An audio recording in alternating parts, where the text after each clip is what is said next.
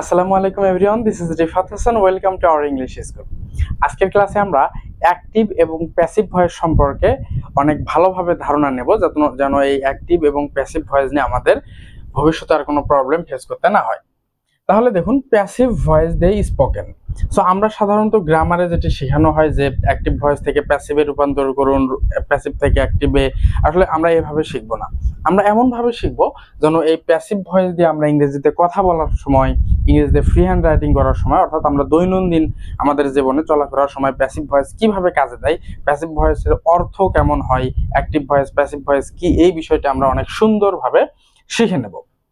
তাহলে দেখুন, passive voice দিয়ে স্পোকেন, অর্থাৎ স্পোকেন ইংলিশে কথা বলার সময় প্যাসিভ ভয়েসটা আসলে মূলত কিভাবে কাজ করে।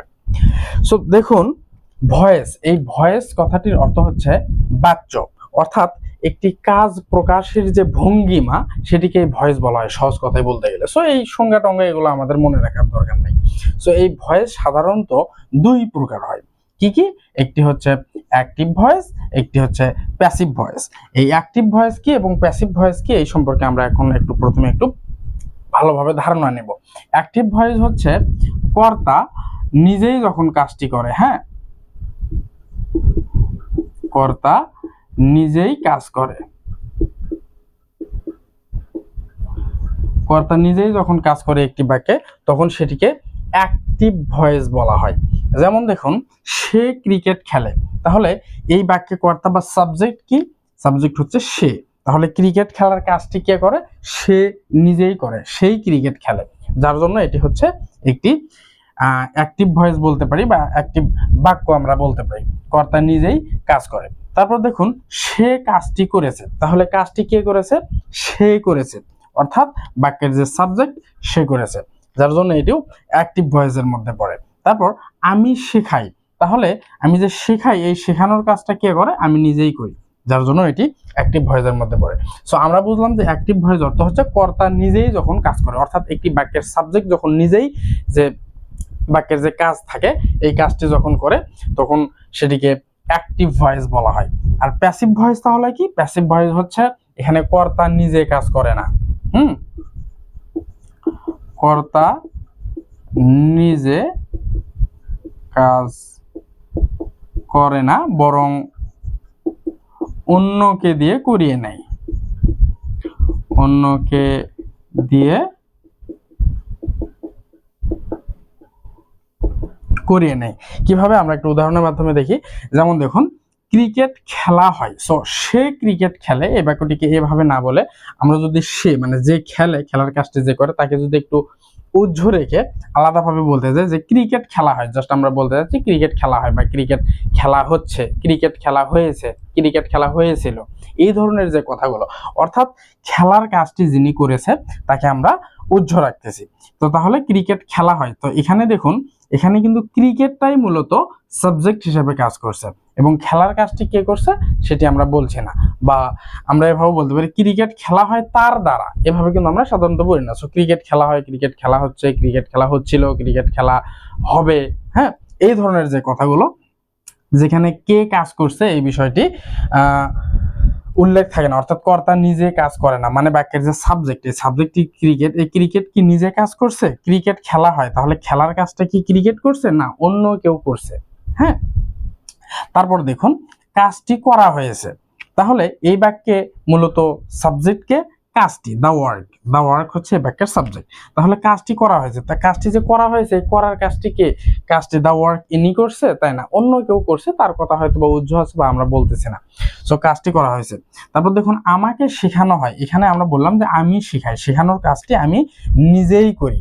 আর এখানে কি হয়? আমাকেই শেখানো হয়, তাহলে শেখানোর কাজটি আমি করি না, বরং অন্য কেউ করায়, তার কথা এখানে হয়তো বা বলা হয়নি। সো আমরা বুঝতে পারলাম যে যেসব বাক্যে কর্তা নিজেই কাজ করে সেগুলো অ্যাক্টিভের মধ্যে পড়ে, আর যেগুলো কর্তা নিজে কাজ করে না, অর্থাৎ এই ধরনের যে বাক্যগুলো, এইগুলোকে মূলত এই প্যাসিভ ভয়েসের মধ্যে বলা হয়। সো আমরা এই ধরনের যে কথাগুলো, এই কথাগুলো যদি বলতে চাই, তাহলে আমাদের প্যাসিভ ভয়েস সম্পর্কে ভালো ধারণা থাকতে হবে, তাছাড়া এই কথাগুলো আমরা কখনোই বলতে পারবো না।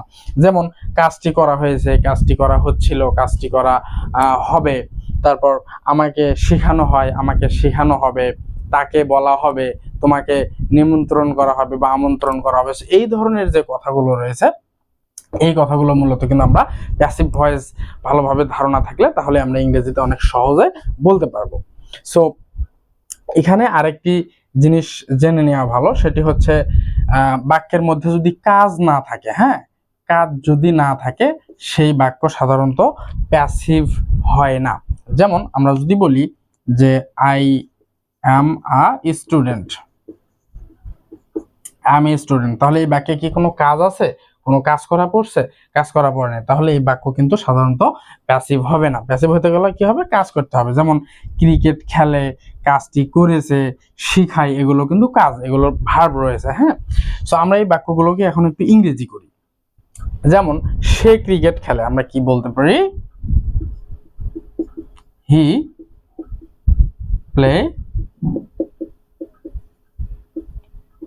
Place cricket. হ্যাঁ, সে ক্রিকেট খেলে। তারপর আমরা কি বলতে পারি? সে কাজটি করেছে, তাহলে আমরা বলতে পারি he has done the work, সে কাজটি করেছে। তারপর আমি শিখাই, এক্ষেত্রে আমরা কি বলতে পারি? আই টিচ, আমি শিখাই।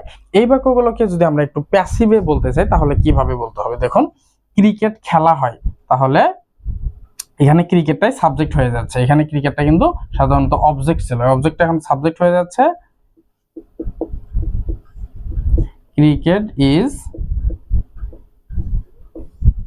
প্লেড, ক্রিকেট খেলা হয়, কাজটি করা হয়েছে, তাহলে দা ওয়ার্ক, এখানে দা ওয়ার্ক দেখুন সাবজেক্ট হয়ে গেল, কাজটি, দা ওয়ার্ক হ্যাজ বিন ডান, কাজটি করা হয়েছে। এই বাক্যগুলো দেখে আমাদের কাছে একটু জটিল মনে হতে পারে যে ভাইয়া আপনি তো ইজিলি বাক্যগুলো ইংরেজি করে ফেলেন, বাট আমরা তো বুঝতে পারছি না কিভাবে ইংরেজি করব। সো এই বাক্যগুলো জাস্ট কিভাবে ইংরেজি করতে হয়, কিভাবে এগুলোর গঠন, সেটি আমরা এখন একটি ছকের মাধ্যমে দেখে নেব। তাহলে আমি আশা করছি আমাদের কাছে জিনিসটা অনেক ইজি হয়ে যাবে। হ্যাঁ, তাহলে সেই ক্রিকেট খেলা, he plays cricket, sorry spelling mistake হয়েছে এখানে একটু। তারপর সে কাজটি করেছে, হি হ্যাজ ডান দ্য ওয়ার্ক হবে। সো আসলে অনেক সময় লিখতে গিয়ে এরকম দু একটি ভুল হয়ে যায়, সো আপনারা সেটা একটু সংশোধন করে নেওয়ার চেষ্টা করবেন। সো আমরা এখন তাহলে ছকের মাধ্যমে দেখে নেব যে কিভাবে আমরা এই প্যাসিভ ভয়েস দিয়ে কথা বলতে পারি, বা কি ধরনের কথাগুলো সাধারণত আমরা প্যাসিভ ভয়েস দিয়ে ইজিলি বলতে পারি। সো এবার আমরা একটু ছকের মাধ্যমে দেখে নেই যে আসলে কিভাবে প্যাসিভ ভয়েসের কিরকম অর্থ দেয় এবং কিভাবে আমরা অনেক সহজেই প্যাসিভ ভয়েস দিয়ে হাজার হাজার বাক্য তৈরি করে ফেলতে পারি। সো প্রথমে ছকটি দেখে জটিল লাগতে পারে, জটিল লাগানোর কিছু নাই, আমরা আস্তে আস্তে বুঝবো। সো আসলে প্যাসিভ ভয়েস একটু অ্যাডভান্স লেভেলের গ্রামার। সো প্যাসিভ ভয়েসের অনেক বড় একটা অধ্যায়। সো আমরা যদি পুরো প্যাসিভ ভয়েসটি একটি ক্লাসে শিখতে যাই, ক্লাসটি কয়েক ঘন্টার হয়ে যাবে। প্যাসিভ ভয়েসের এত বিস্তারিত আলোচনা রয়েছে। সো এই প্যাসিভ ভয়েস আমরা যদি ভালো করতে চাই তাহলে কিন্তু আমাদের টেন্স সম্পর্কে একটু ভালো ধারণা থাকতে হবে। টেন্স সম্পর্কে ভালো ধারণা থাকলে আপনি প্যাসিভ ভয়েস অনেক ইজিলি পারবেন। সো আমরা এই আজকে সাধারণত যে ইনডিফিনিট যে টেন্স রয়েছে, হ্যাঁ, আমরা জানি টেন্স সাধারণত প্রেজেন্ট, পাস্ট এবং ফিউচার তিন ধরনের হয়। এগুলো আবার ভাগ ভাগ করে করা আছে, indefinite, continuous, perfect, perfect continuous. So আমরা সাধারণত ইনডিফিনিট যে কথাগুলো বলি, আমরা প্রেজেন্ট ইনডিফিনিট, পাস্ট ইনডিফিনিট বা ফিউচার ইনডিফিনিট যে যেমন ধরনের কথাগুলো বলি, সেই ধরনের কথাগুলো আমরা প্যাসিভে কিভাবে বলতে হয় এটি আজকে আমরা শিখে নেব। আমরা পরবর্তী ক্লাসগুলোতে কন্টিনিউয়াস এবং পারফেক্ট, তারপরে মডাল দিয়ে কিভাবে প্যাসিভে কথা বলতে হয় এগুলো শিখে নেব। সো ইনডিফিনিটের যে স্ট্রাকচারটি রয়েছে সেই অনুযায়ী আমাদের প্যাসিভের যে স্ট্রাকচারটি রয়েছে সেটি হচ্ছে এই যে এই ছোট্ট স্ট্রাকচারটি আমাদের একটু জাস্ট মনে রাখতে হবে। যেমন দেখুন, সাবজেক্ট, তারপর বি ভার্ব, তারপর ভার্ব 3। আমরা যদি আমাদের যে ইনডিফিনিট টেন্সের যে স্ট্রাকচার রয়েছে সেটি যদি আমরা দেখি তাহলে সেখানে দেখুন subject plus verb plus object থাকে। হ্যাঁ, অবজেক্ট থাকে। এখানে যদি আমরা এটি হচ্ছে প্রেজেন্ট ইনডিফিনিট বললাম, আমরা যদি পাস্ট ইনডিফিনিটে বলি তাহলে এখানে ভার্ব 2 হয় এবং ফিউচার ইনডিফিনিটের জন্য উইল প্লাস ভার্ব অন হয়। সো দেখুন এই যে ইনডিফিনিট টেন্সের যে স্ট্রাকচারটি সাবজেক্ট ভার্ব এবং অবজেক্ট, এখানে কি রয়েছে সাবজেক্ট বি ভার্ব তারপর ভার্ব 3, হ্যাঁ, তারপর অবজেক্ট কি আসবে। সো অবশ্যই আমাদের খেয়াল রাখতে হবে যে এই বি ভার্ব ছাড়া কিন্তু কখনোই প্যাসিভ হবে না এবং ভার্ব 3 ছাড়াও কখনো প্যাসিভ হবে না। সো আমরা এখন একটু এই স্ট্রাকচারটির মাধ্যমে দেখি কিভাবে অনেক বাক্য আমরা তৈরি করে ফেলতে পারি। তাহলে দেখুন এখানে আমরা সাবজেক্ট হিসাবে সাধারণত প্রথমে আমরা আই দিয়ে একটু টেস্ট করে দেখি। আই যদি দেই তাহলে আমরা যদি প্রেজেন্ট ইনডিফিনিট টেন্সে কিছু বলতে চাই যে তাহলে কি হবে, প্রথমে সাবজেক্ট আই, তারপর আমরা সরাসরি যদি ভার্ব বসিয়ে দেই তাহলে ভার্ব অন যেহেতু এখানে হয় সেই ক্ষেত্রে আমরা আই টেল বলি যে হ্যাঁ আই টেল, তাহলে আমি বলি। বাট আমি বলি এটি না বলে আমরা বলতে চাচ্ছি যে আমাকেই বলা হয় বরঞ্চ, হ্যাঁ, অর্থাৎ আমি নিজে কাজটি না করে অন্যকে দিয়ে করাচ্ছি বা অন্য কেউ করছে কাজটি সেটি উল্লেখ নাই। সো তাহলে আই টেল আমি বলি, বাট এটি যদি আমরা প্যাসিভে করতে যাই তাহলে প্যাসিভের স্ট্রাকচার অনুযায়ী এখানে যদি বসাই আমরা দেখুন আই এর সাথে কি বসে অ্যাম, তারপর ভার্ব 3 টোল্ড, তাহলে কি ধরনের অর্থ দেয় আই অ্যাম টোল্ড আমাকে বলা হয়। তারপর আই হেল্প যদি আমরা বলি যে আমি সাহায্য করি, বাট আমরা যদি বলতে চাই যে আমাকেই সাহায্য করা হয় তাহলে কি হবে আই অ্যাম হেল্পড, এই যে সরি এখানে ইডি হবে আই অ্যাম হেল্পড, তাহলে আমাকেই সাহায্য করা হয়। আই ইনভাইট যদি আমরা বলি তাহলে আমি কাউকে আমন্ত্রণ করি বা নিমন্ত্রণ করি।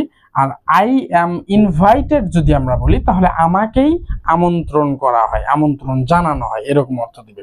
সো আমরা বুঝতে পারছি যে আমরা কোনো কিছু না করে বরং আমাদেরকেই কিছু করা হয়, এই ধরনের কথাগুলো যদি আমরা বলতে চাই তাহলে কিন্তু ইজিলি আমরা এভাবে বলতে পারি। সো এই ছকটি আমরা জাস্ট খাতায় লিখে নিয়ে এভাবে কিন্তু আমরা বাসায় প্র্যাকটিস করতে পারি যে আই এম টোল্ড আমাকে বলা হয়, আই এম হেল্প আমাকে সাহায্য করা হয়, আই এম ইনভাইটেড আমাকে আমন্ত্রণ করা হয়, আই এম টট আমাকে শেখানো হয়, আই এম ইনফর্মড আমাকে জানানো হয়, এভাবে। সো এর জায়গায় যদি আমরা হি দিই তাহলেও কিন্তু ইজিলি হয়ে যাবে। এই সাবজেক্টের জায়গায় আপনি যে কোনো কারণ নাম দিতে পারেন। তাহলে হি ইজ টোল্ড তাকে বলা হয়, হি ইজ হেল্প তাকে সাহায্য করা হয়, তারপর হি ইজ ইনভাইটেড তাকে আমন্ত্রণ করা হয়, হ্যাঁ, এভাবে কিন্তু আমরা ইজিলি বলতে পারছি। তারপর এখানে যদি আমরা রহিম দেই সেই ক্ষেত্রেও কিন্তু হবে, যেমন রহিম ইজ টোল্ড রহিমকে বলা হয়, রহিম ইজ হেল্প রহিমকে সাহায্য করা হয়। সো এইভাবে কিন্তু আমরা ইজিলি বলতে পারি। সো আমরা এখানে এম ইজ আর দিয়ে বর্তমানের কথা বললাম, হ্যাঁ, বাট আমরা অতীতের কথা বলতে চাচ্ছি যে যেমন পাস্টে আমরা যেভাবে বলি, পাস্ট ইনডিফিনিটে যেভাবে বলি সেভাবে যদি আমরা বলতে চাই তাহলে আমরা কি বলবো যে আই ওয়াজ টোল্ড, এটি যদি আমরা বলি তাহলে কি আমাকে বলা হয়েছিল বা আমাকে বলা হলো। আই ওয়াজ হেল্প আমাকে সাহায্য করা হয়েছিল, আই ওয়াজ ইনভাইটেড আমাকে আমন্ত্রণ করা হয়েছিল, আই ওয়াজ টট আমাকে শেখানো হয়েছিল। এখানে যদি আমরা ওয়াজ ওয়ার না ব্যবহার করে যদি উইল বি ব্যবহার করি তাহলে কেমন অর্থ দিবে, যেমন দেখুন আই উইল বি টোল্ড আমাকে বলা হবে, আই উইল বি হেল্প আমাকে সাহায্য করা হবে, আই উইল বি ইনভাইটেড আমাকে আমন্ত্রণ করা হবে, আই উইল বি টট আমাকে শেখানো হবে। সো এভাবে কিন্তু আমরা জাস্ট এখানে যখন বি ভার্ব চেঞ্জ করব, এম ইজ আর দিলে বর্তমান বোঝাবে, ওয়াজ ওয়ার দিলে যে অতীতের পাস্টে সেটি বোঝাবে এবং উইল বি দিলে ফিউচার বোঝাবে।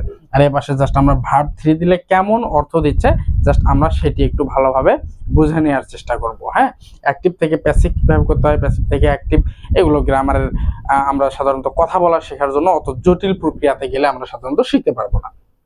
সো আমরা কিন্তু এভাবে অবশ্যই বাসায় প্র্যাকটিস করব।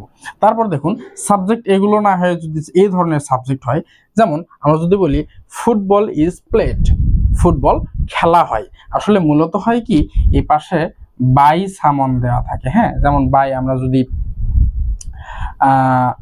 রহিম দেই,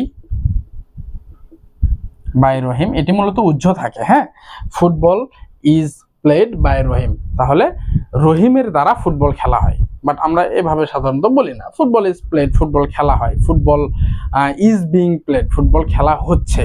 সো আমরা কন্টিনিউয়াস বা পারফেক্ট রুল পরবর্তী ক্লাসগুলোতে শিখবো। আজকে জাস্ট আমরা ইনডিফিনিট মানে সাধারণত কোনো কিছু করা হয় এই কথাগুলো কিভাবে বলতে হয় সেটি শিখবো। তাহলে দেখুন যে ফুটবল ইজ প্লেড ফুটবল খেলা হয়, ফুটবল ওয়াজ প্লেড ফুটবল খেলা হয়েছিল, football will be played football খেলা হবে।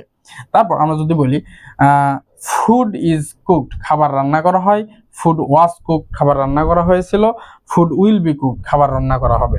তারপর ওয়ার্ড হয়ে গেছে, দা ওয়ার্ক হবে দা ওয়ার্ক ইজ ডান, কাজটি করা হয়। দা ওয়ার্ক ওয়াজ ডান, কাজটি করা হয়েছিল বা কাজটি করা হলো।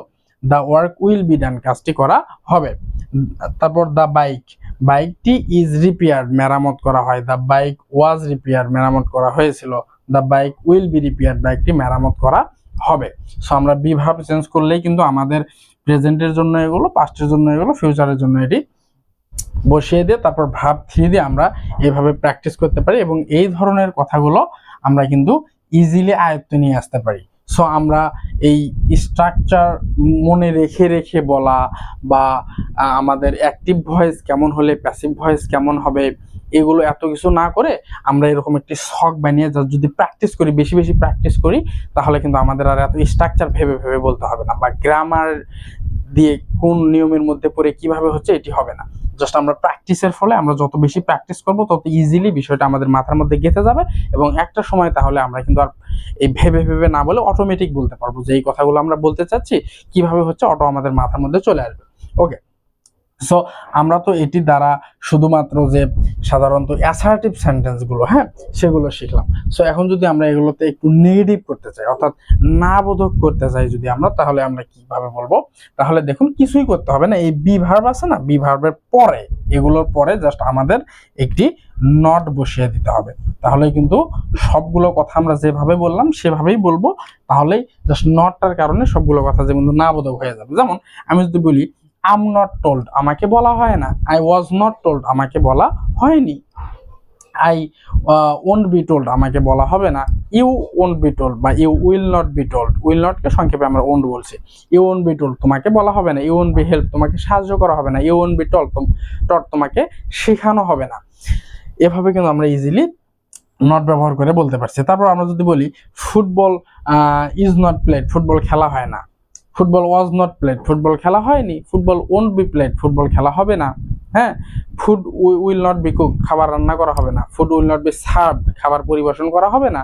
The bike will not be repaired, বাইকটি মেরামত করা হবে না। সো আমরা জাস্ট বি ভার্বের পর নট বসিয়ে দিয়ে কিন্তু সবগুলো কথা ইজিলি নাবোধক করে ফেলতে পারছি। আবার আমরা যদি এগুলোকে প্রশ্ন করতে চাই, হ্যাঁ, সেই ক্ষেত্রে আমরা কিভাবে প্রশ্ন করব? যে আমরা তো হাবোধক শিখলাম, নাবোধক শিখলাম, এখন একটু প্রশ্নবোধক শিখি। প্রশ্ন করার ক্ষেত্রে সেই ক্ষেত্রে তো এই নটটি আর থাকবে না। এই যে বি ভার্বগুলো রয়েছে, যে বি ভার্বগুলো রয়েছে, এই বি ভার্বগুলোকে যদি আমরা সাবজেক্টের সামনে এখানে নিয়ে আসি তাহলে কিন্তু প্রশ্ন হয়ে যাবে। যেমন আমরা যদি বলি যে আর ইউ টোল্ড, এই আরটি আমরা আগে বললাম, তারপর এখানে সাবজেক্ট হিসাবে ইউ বললাম, তারপর যদি টোল্ড আমরা বলি তখন প্রশ্নবোধক চিহ্ন দিতে হবে একটি বাক্যের শেষে।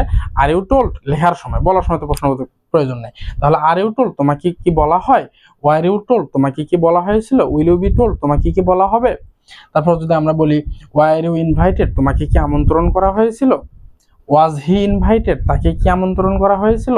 ওয়াজ শি টট, তাকে কি শেখানো হয়েছিল? তারপর আমরা যদি বলি যে ওয়াজ দ্য বাইক রিপেয়ার্ড, বাইকটিকে মেরামত করা হয়েছিল। তারপর will the bike be repaired, বাইকটি কি মেরামত করা হবে? সো এভাবে কিন্তু আমরা এই বি ভার্বগুলো সাবজেক্টের সামনে নিয়ে এসে প্রশ্ন করে ফেলতে পারি। সো আশা করছি এই শক্তি থেকে অ্যাটলিস্ট আমরা বুঝতে পারছি যে মূলত এই ধরনের যে কথাগুলো যেখানে সাবজেক্ট নিজে কাজ করে না, সাধারণত অন্যকে দিয়ে কাজ করিয়ে নেওয়া হয়, এই কথাগুলো আমরা কিভাবে বলতে পারি। সো এটি একটু জটিল রাখতে পারে প্রথমে, কারণ এখানে এক্সাম্পল লেখে লেখে উদাহরণ করে সেগুলোর আবার ইংলিশ মিনিং করে দেওয়ার মতো আসলে সম্ভব হলো না, কারণ বোর্ডে এত অল্প জায়গায় আসলে বিষয়টি অনেক জটিল হয়ে যায়, যার জন্য জাস্ট একটি ছক দিয়ে আমি মুখে বলে বলে আপনাদের বুঝিয়ে দেওয়ার চেষ্টা করলাম। সো কোনো জায়গায় বুঝতে প্রবলেম হলে আপনার ভিডিওটা একটু পিছন দিকে ব্যাক করে আবার দেখে নিতে পারেন। সো আশা করছি ক্লাসটি আমরা বুঝতে পারছি। তারপরে যদি বুঝতে কারো কোথাও প্রবলেম হয় অবশ্যই কমেন্ট করে জানাবেন, এবং ভিডিওটি কেমন লাগলো আপনাদের মতামত জানাবেন। আমরা প্যাসিভ ভয়েসের যে কন্টিনিউয়াস কথাগুলো, যে কোনো কাজ চলছে এই কথাগুলো, বা কোনো কাজ শেষ হয়েছে, যে পারফেক্টের যে কথাগুলো বা মডাল দিয়ে কিভাবে আমরা প্যাসিভ বলতে পারি, সেগুলো আমরা পরবর্তী ক্লাসগুলোতে শিখে নেব। সো আমাদের পরবর্তী ক্লাসগুলো সবার আগে পেতে চাইলে আমাদের চ্যানেলটি সাবস্ক্রাইব করে রাখতে পারেন। আজকের মতো ভিডিওটি এখানেই শেষ করছি। দেখা হবে পরবর্তী কোনো ভিডিওতে। ততক্ষণ ভালো থাকবেন, সুস্থ থাকবেন। আল্লাহ হাফেজ।